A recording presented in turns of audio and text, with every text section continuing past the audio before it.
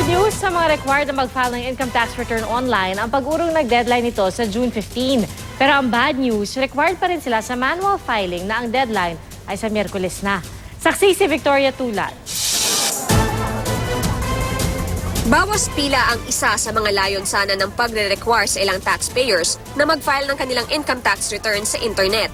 Pero tila di lubusang mababawasan ang pila sa mga opisina ng BIR. Yun mga wala na kasing kulang na bayarin, required ng mag-file online, required pa rin mag-file offline o personal na maghain ng ITR sa BIR. Ibig sabihin, doble trabaho. Kaya nga ang 71 taong gulang na si Lola Libertad Bacani, kahit sinaga na ang manual o personal na paghahain ng ITR sa BIR, kailangan pa rin mag-file online. Kung dating panahon ni Gloria makapaglaro, mas mabilis. Ngayon tumagal, napakahirap. Ang pinakakonsuelo na lang ang deadline ng e-filing o paghahain ng ITR sa internet iniurong sa June 15. Marami kasi ang reklamo kabilang ang hirap sa pag-access sa website kung saan madadownload ang electronic forms. Problema sa pag-install ng electronic forms lalo sa mga hindi Windows computer at problema sa pag-fill up sa electronic forms. Si Rafi na ng problema sa online filing. Kinailangan ng magpunta sa BIR pero wala pa rin palang kawala sa online filing. May problema ang system. Ang nilalabas ng system nila pag nakapasok ka sa site is no tin or no branch. Aminado naman ng BIR na mabagal ang server nila dahil sa dami ng gustong maka-access kaya may mga alternatibong download page daw.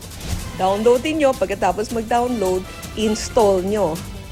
Tapos ipag-install nyo, gawin nyo sa computer nyo. Pagkatapos i-validate nyo, tapos click nyo final copy.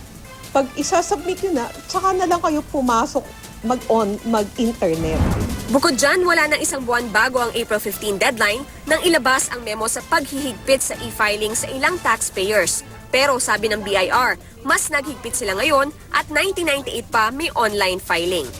Kung hindi ko kami nagpe-penalize, hindi ko kami pinapansin. Diba? Matagal na ho namin yan sinasabi, no?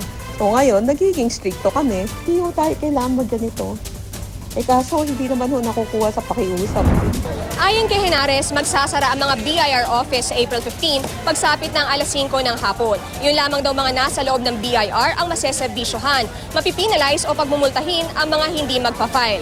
Para sa mga no payment, pagmumultahin sila ng minimum na 1,000 pesos. Pero yung mga may babayaran, masisingil sila ng 25% surcharge, 20% interest per annum at compromised penalty.